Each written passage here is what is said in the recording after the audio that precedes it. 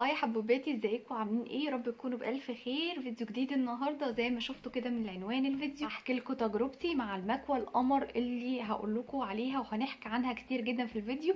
بس قبل ما اروح على الفيديو ما ننساش نعمل لايك وكمان سبسكرايب او اشتراك في القناه لو انتم مش مشتركين، وكومنت صغنون. وبس كده، يلا بينا على الفيديو.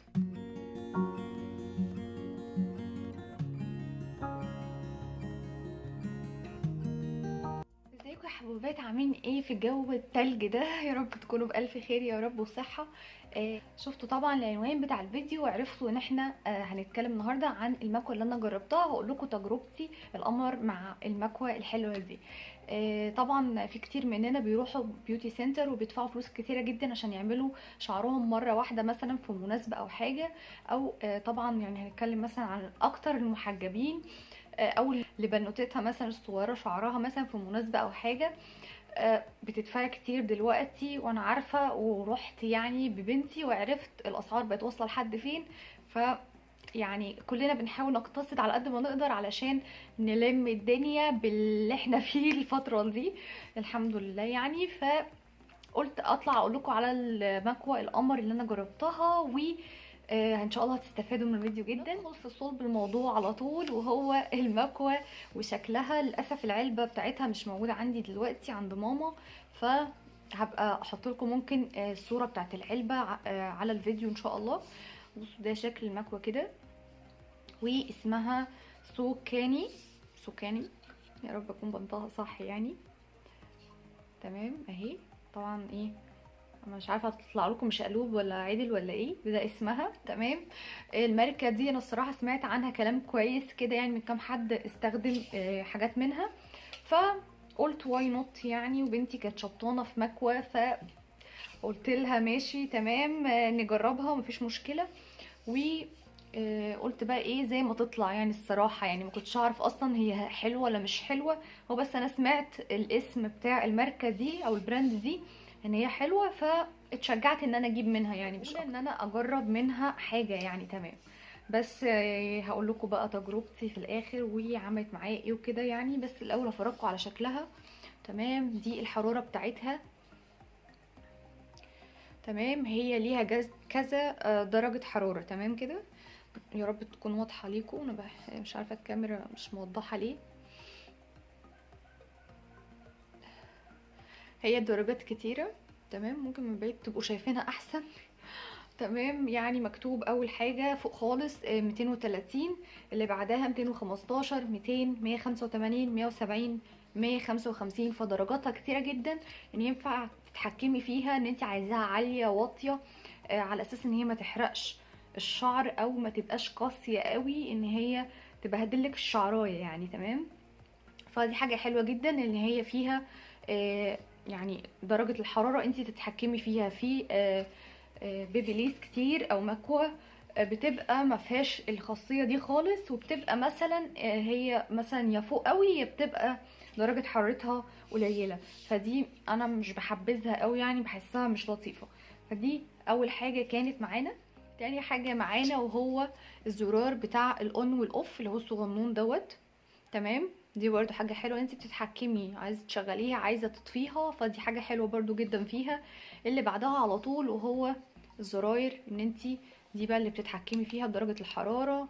اللي تحت سالب واللي فوق موجب، ان انت بتعلي او بتوطي براحتك زي ما قلنا اللي هي درجات الحرارة دي. تمام كده. سلكها طويل حلو قوي. دي برضو حاجة من الحاجات الحلوة قوي اللي فيها. بصوا اوريكم السلك بتاعها.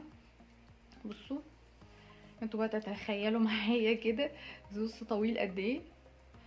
فدي حاجه حلوه برضو ان انتي تعرفي تبقي ماسكاه وانتي مستريحه، ما يبقاش السلك بتاعها قصير وتبقي لازقه في الفيشه مثلا او كده. برضو حاجه من الحاجات الحلوه فيها ان هي بتبقى بزرار، يعني انتي بتفتحيها وبعدين بتقفليها بزرار. مش برضو في اخوات كتيره بتبقى ما فيهاش برضو الحاجه دي. بصوا الحته السوداء دي هي اللي بتفتحها وبتقفلها. بصوا. تمام كده. وبندوس كده وبنقوم ضاغطين على الزرار لجوه بتقوم قافلاها. تمام كده. بنفتحها كده وبنقفلها كده. فبصوا يعني سهوله سهوله في الاستخدام فظيعه بجد. وبصوا السلك بتاعهم هنا عامل ازاي. ان هو بيتحرك على اساس ان انتي برضو تبقي مرتاحة وانتي قاعدة بتعملي شعرك. فدي شكلها عشان اللي حابب ياخدها مثلا سكرين شوت او حاجة. تمام كده. ووريتكم السلك بتاعها والفيشه بتاعتها، الفيشه العاديه اللي بنحطها عندنا في اي بيت يعني. تمام كده. ومن جوه زي ما احنا عارفين طبعا بتبقى الحته دي زي سيراميك كده، سيراميكا سيراميكا. تمام كده. بس كده. ومكتوب بقى عليها جوه ان هي ميد ان شاينا. تمام كده. ده الصنع بتاعها. وهقول لكم دلوقتي حالا رايي فيها عامل ازاي. ازيكم يا حبوبات عاملين ايه؟ نبدا الفيديو بقى من اول وجديد تاني. فرجتكم على المكوه ودلوقتي هقول لكم رايي فيها بامانه بجد والله. المكوه بجد السهوله في الاستخدام دي اول حاجه، ودي حاجه حلوه جدا جدا. هو بس ناقصه حاجه واحده، اللي هو انت تبقي لابسه جلوفز او حاجه في ايدك وانت بتعملي علشان ما تتلسعيش من السخونيه، لان درجات الحراره بتاعتها ما شاء الله يعني قويه الضمير. فحلوه جدا، سهله في الاستخدام، حلوه قوي قوي قوي بجد. بتفرد الشعرايه بطريقه حلوه جميله. انت هتوفري كتير جدا جدا عن ما تروحي تعملي شعرك في بيوتي سنتر. لو انت محجبه ورايحه تعملي شعرك مثلا لاي مناسبه في البيت او في العيد، في بنات كتيره محجبه بتروح تعمل شعرها وتقعد بيه في البيت.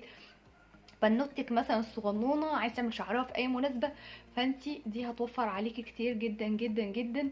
وسعرها ما تعرفوا في الاخر الفيديو سعرها ايه هتتصدموا بجد. فدي حاجه من الحاجات المهمه جدا، انتي هتوفري كتير جدا نروح لبيوتي سنتر. ويعني احنا مش ناقصين كمان بيوتي سنتر كمان ونقعد يعني الحمد لله. دي حاجه من الحاجات المهمه جدا جدا، انت هتوفري استخدامها زي ما قلت لكم حلو جدا جدا وبتعمل الشعر خطير. فكمان مهمه اللي هو مش لازم تبقي خبيره قوي في البيبيليس او في المكوى، يعني ان انت على طول بتعمليها مثلا ومتعوده عليها فتخافي ان انت تشتريها تقولي مش هعرف اعملها في البيت لوحدي. لا على فكره هي سهله جدا في التعامل، وانت حتى لو اول مره تستخدمي بيبيليس هتلاقي ان الدنيا سهله جدا جدا. يعني ارشح لكم المكوه دي ان انتوا تجيبوها، حلوه جدا جدا هتنفعكم بجد، هتوفر عليكم كتير قوي قوي قوي قوي. وسعرها 300 كان و 75 تقريبا في الرينج ده. تشوفي انت بتدفعي في المره الواحده كام وبتروحي البيوتي سنتر. يعني دلوقتي ما يقرب ل 100 جنيه مثلا علشان تعملي شعرك سشوار وبيبيليس. فتخيلي بقى مثلا انت لو رايحه انت وبنتك تعملوا هتعدوا ال 200 جنيه. فتجيبي البيبي ليس وتروحي بيها احسن تعملي انت والعيله كلها. بجد والله هتتبسطوا وهتدعوا لي ان شاء الله في الاخر. فبس كده يا حبوبات، ده كان فيديو النهارده، يا رب اكون افدتكم وقلت لكم كل المعلومات عن المكوى. ما تنسوش قبل ما تجروا من الفيديو تعملوا لي لايك وكمان سبسكرايب او اشتراك في القناه وكومنت صغنون. وبس كده اشوفكم على الف خير الفيديو اللي جاي. باي باي.